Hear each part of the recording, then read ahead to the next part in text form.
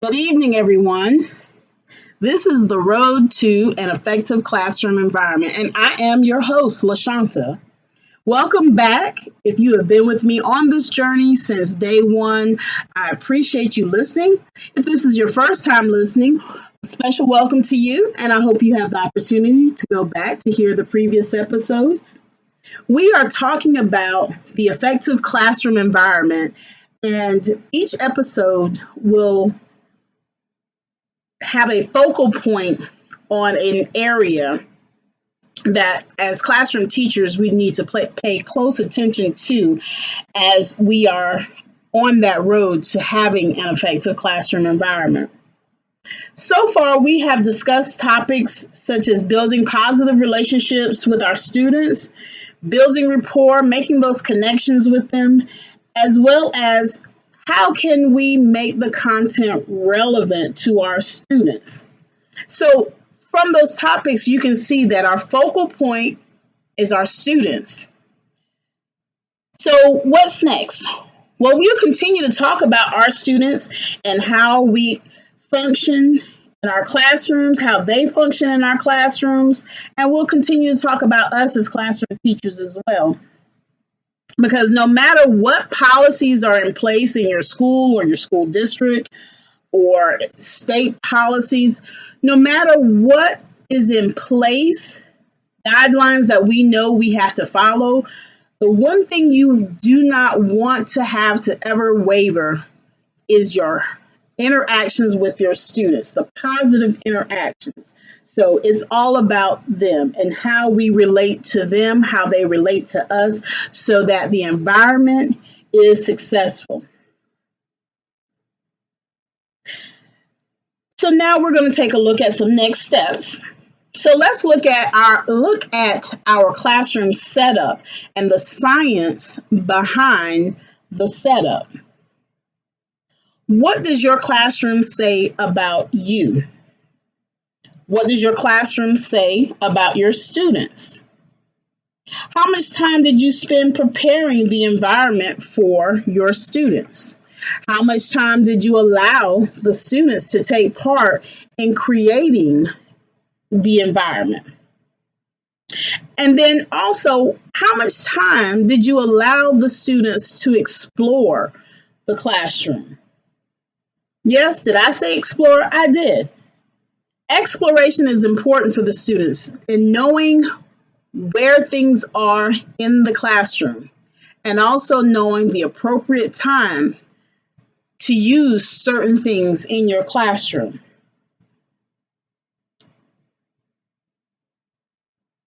The more prepared that you are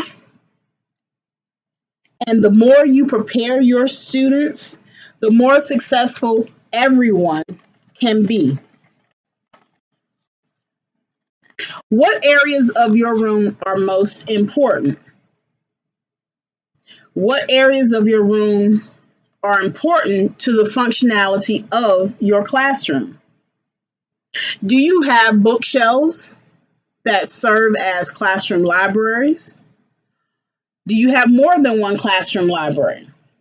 Do you have bins for your students to drop off classwork, homework? Are the bins labeled for your students according to subject or according to periods or blocks? What do your walls look like? Do you have teachable walls? And where is your desk in relationship to your students? Is it in the center of the room? Is it near the door? Is it near the window? Is your back ever to your students? How often are you at your desk? That is a different episode. Your room has its own function, and your room should benefit the learning process and not hinder it. I just want to take a moment to talk a little bit about the preschool and elementary classrooms. And those teachers, they are applauded for so much work that they do. All classroom teachers, preschool and elementary, those teachers end up teaching several subjects And they may have only one set of students, but they're teaching several subjects. And if you can remember as a kid, when you first started pre-K or kindergarten, and that feeling when you walked into the room, it was that wow feeling. You looked at the walls, you looked at how the desks were aligned, you saw all the pretty colors in the classroom, and your teacher may have even had music playing for you. That wow factor. And it's not to say that we don't have that wow factor at the secondary level. Our children function a little differently, and their mindsets are a little different when they come into a classroom. But how exciting would it be if our students continue to have that wow factor from pre-K on up to their senior year? And yes, I know it does take quite a bit in order to wow our students as they get older, but there's a lot of fun in trying to. But if you remember the wow factor, that same wow factor should be encompassed in your classroom design, and taking the time to look at how you can have your room set up so that it is functioning in a well manner for you and your students. The feeling of welcoming and feeling of being comfortable, these are things that our students tend to want without really knowing that they want this. But when you have a room that's warm, welcoming, comfortable, your students are more apt to learn. They're more apt to come in ready to work.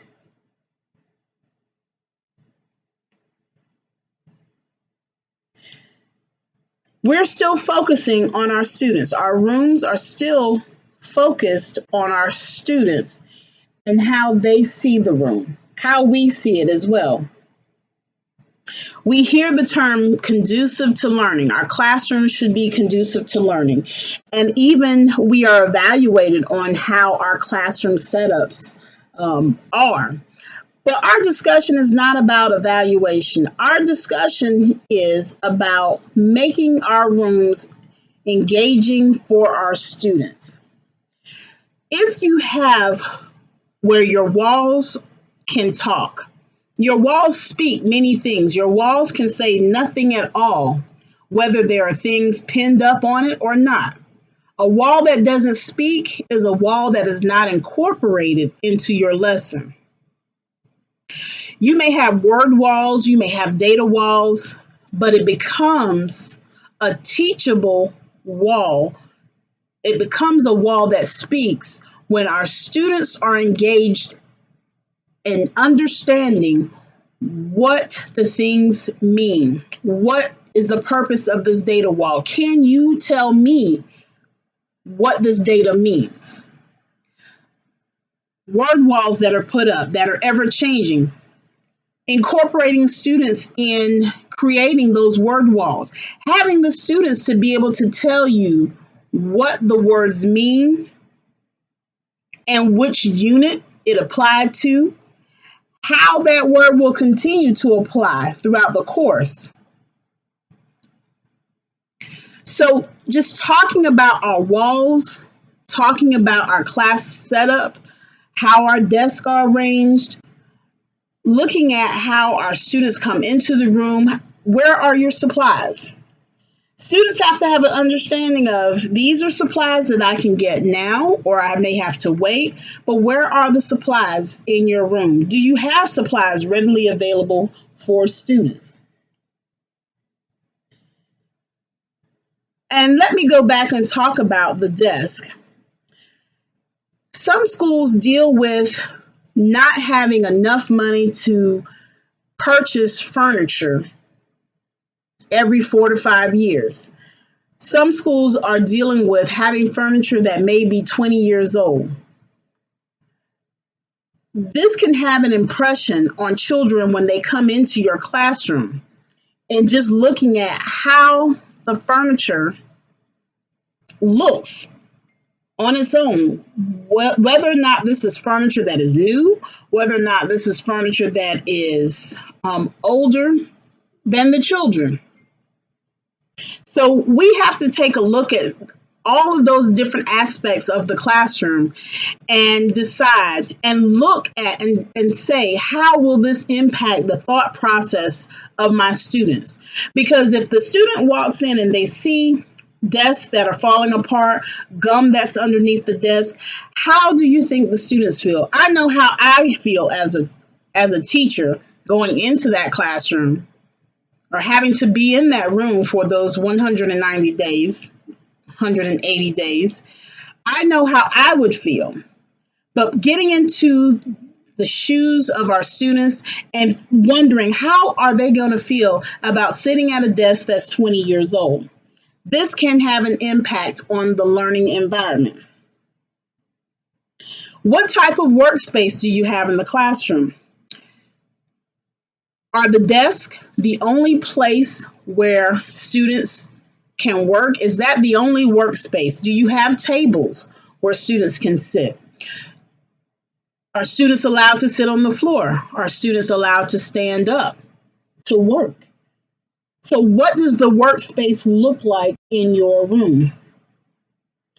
Technology. If you have a smart board or a Promethean board or an Apple TV, or if you still have the chalkboard, where are those items in your classroom? Can all students see? Do you take into consideration that students who may wear glasses, that they may need to sit up closer to these boards?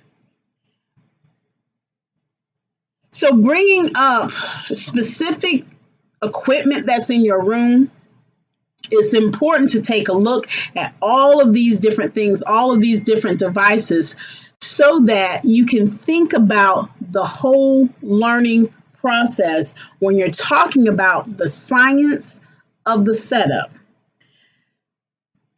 Most of us are in the last few weeks of our school year, and we are thinking about the closing out process.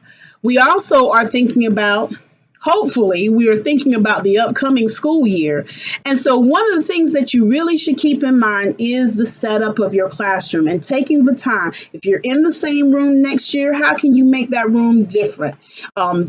Did the setup work for your students this year? Because keep in mind, one way that the room is set up may not be what is needed for the next year's students. So in getting to know your students, you may find out that you have to change up some things, but making that set up so that it is conducive to learning is very, very important. And then also looking at lighting in your classroom. Some students, they come in and the lights are too bright.